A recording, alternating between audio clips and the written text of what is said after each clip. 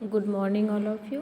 आज हम BSc first semester का जो टॉपिक है आपका बॉटनी का ब्लैक रस्ट ऑफ वीट के बारे में पढ़ने जा रहे हैं। ब्लैक रस्ट ऑफ वीट जो है आपका पक्सीनिया है, उसकी ही एक स्पीसीज़ है। ठीक है, जो ब्लैक रस्ट ऑफ वीट किससे होता है? पक्सीनिया से। और पक्सीनिया के किस स्पीसीज़ से होता है?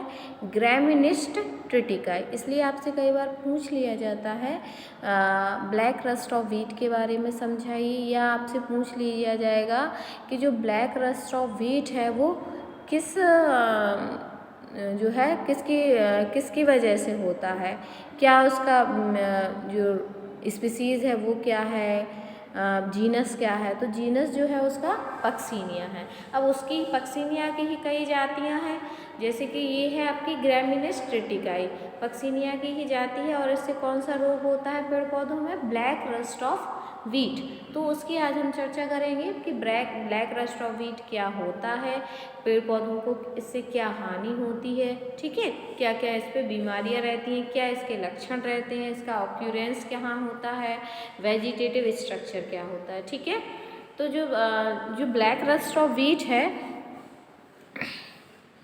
जो black rust of wheat Puccinia graminis tritici द्वारा उत्पन्न होता है। और इसकी जो सिस्टमेटिक पोजीशन है, जैसे कि आप देख रहे होंगे सामने, इसकी सिस्टमेटिक पोजीशन क्या है? किंगडम जो इसका है वो माइकोटा है, डिवीज़न जो है वो यूमाइकोटा है, सब डिवीज़न बेसिडोमाइकोटिना है, क्लास टीलियोमाइसिटीज़ है, ऑर्डर आपका है यूरेडीनेल्स। ऑर्डर क्या है इसका? यूरेडीनेल्स। फैमिली इसकी क्या है? पक्सीनिएसी। फैमिली क्या है? पक्सीनिएसी। जीनस है आपका पक्सीनिया, और स्पीसीज़ है आपकी ग्रैमिनिस, और सब स्पीसीज़ है आपकी ट्रिटिकाई। तो ये क्या है? इसकी सिस्टमेटिक पोजीशन है। एक बार हम सिस्टमेटिक पोजीशन में क्या क्या आ रहा है इसका देखिए। आपके फैमिली तो इसकी जीनस तो इसका पक्सीनिया है, लेकिन मैंने बताया ना कि ये पक्सीनिया की जातियां हैं। जो ग्रैमिनस ट्रिटिकाई है वो क्या है? पक्सीनिया की स्पीसीज़ है। स्पीसीज़ क्या है? ग्रैमिनिस, और सब स्पीसीज़ क्या है? ट्रिटिकाई। तो क्या हो गया पूरा? पक्सीनिया ग्रैमिनिस ट्रिटिकाई। ठीक है, अगर हम इसके ऑक्यूरेंस की बात करें, इसके निवास स्थान की बात करें, तो गेहूं के इस रोग को इटली के प्रसिद्ध वैज्ञानिक टी पक्सीनिया के नाम पर पक्सीनिया दिया गया। ये जैसे कि आप देख रहे होंगे ब्लैक रस्ट ऑफ वीट, मतलब ये जो रोग है, ये जो बीमारी है वो कहाँ पाई जाती है? ब्लैक रस्ट ऑफ वीट मतलब गेहूं में पाई जाती है। और इसको इटली के जो वैज्ञानिक थे उन्होंने इसकी खोज की। उनका नाम क्या था? टी पक्सीनी। टी पक्सीनी उनका नाम था, इसलिए इन्हीं के नाम पर इसको क्या रख दिया गया? पक्सीनिया नाम दिया गया, क्योंकि उनका नाम क्या था? टी पक्सीनी, इसलिए इसको क्या नाम दिया गया? पक्सीनिया। सर्वप्रथम इसे रोमवासी किसी देवता के प्रकोप का कारण मानते थे। पहले जब ये स्टार्ट हुआ पौधों में ये फंगल इन्फेक्शन, या फिर मान लीजिए इसको जो इसके रोग जो स्टार्ट हुए प्लांट्स में, गेहूं में, तो पहले लोगों ने इसको क्या माना? सबसे पहले ये रोम में देखा गया, और जो रोमवासी थे उन्होंने इसको क्या माना?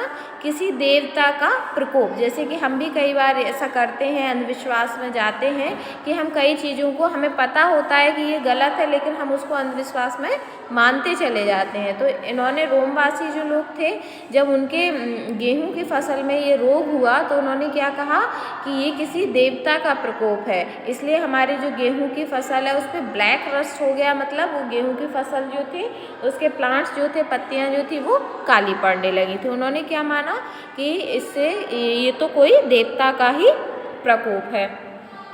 किंतु पैटसून ने सर्वप्रथम यह पता लगाया कि रोग फंगस के द्वारा होता है। उन्होंने यह पता किया कि ये कोई देवता का प्रकोप नहीं है। किसने?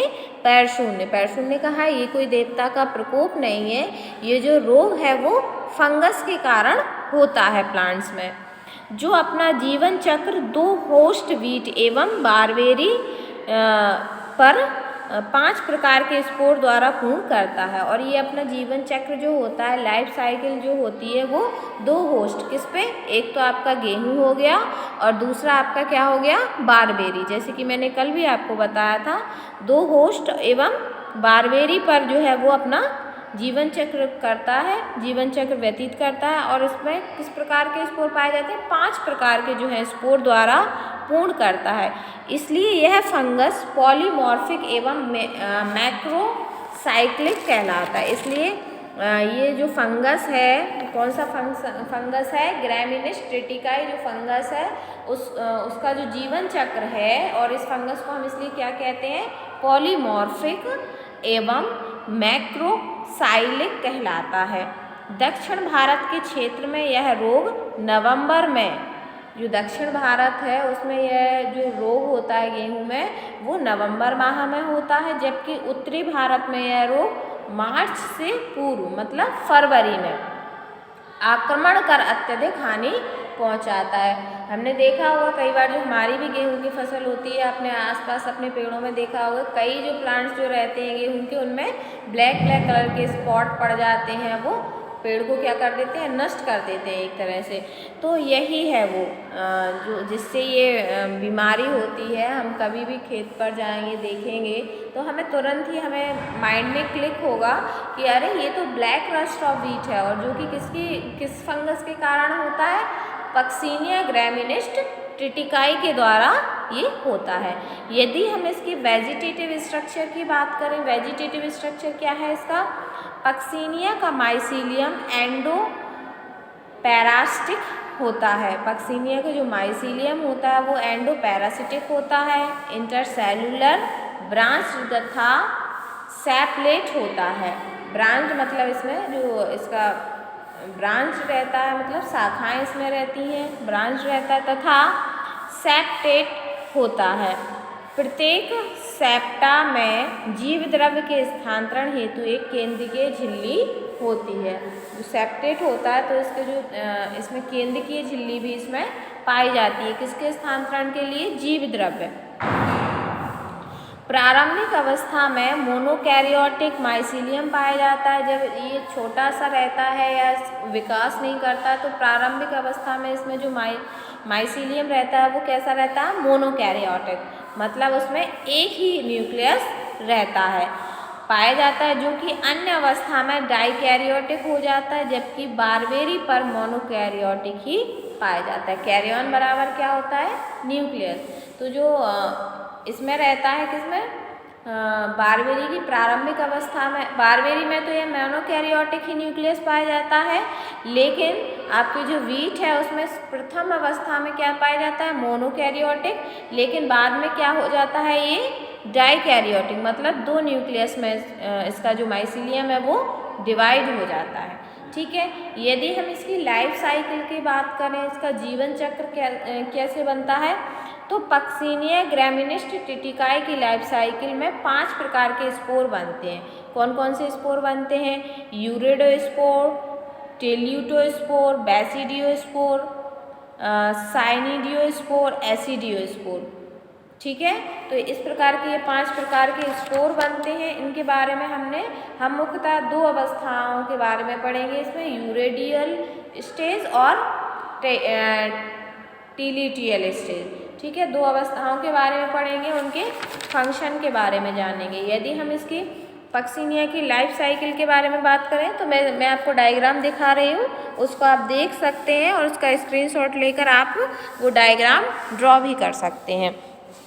ये आपकी पक्सीनिया की लाइफ साइकिल है, जैसे कि आप देख रहे हैं, ये आपकी पक्सीनिया की लाइफ साइकिल है। इस प्रकार का डायग्राम आपका जो है वो बनेगा इसमें। ठीक है, तो आप लोग इस डायग्राम का स्क्रीनशॉट लेके उसको अपना बना सकते हैं, ड्रॉ कर सकते हैं डायग्राम को। ठीक है, और यदि हम इसके यूरोडोस्पोर की संरचना की बात करें तो ये उसके यूरोडोस्पोर की संरचना रहती है पूरी। ठीक है, यूरोडोस्पोर की संरचना रहती है ये, और ये इसकी रहती है आपकी टिल्यूटोस्पोर की संरचना। ठीक है, यूरोडोस्पोर और टिल्यूटोस्पोर के बारे में मैं आपको विस्तार से नेक्स्ट क्लास में समझाऊंगी। ठीक है, तो आज की क्लास में हमने इतना ही पढ़ा। क्या पढ़ा, ब्लैक रस्ट ऑफ व्हीट के बारे में पढ़ा।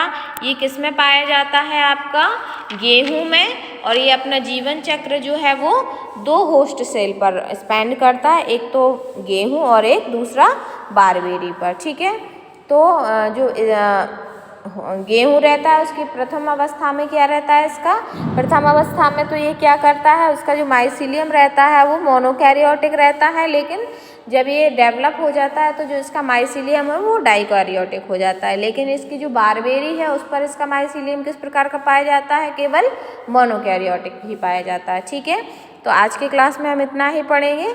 नेक्स्ट क्लास हमारी जब भी होगी हम इसके आगे का जो टॉपिक रहेगा उसके बारे में चर्चा करेंगे। Thank you.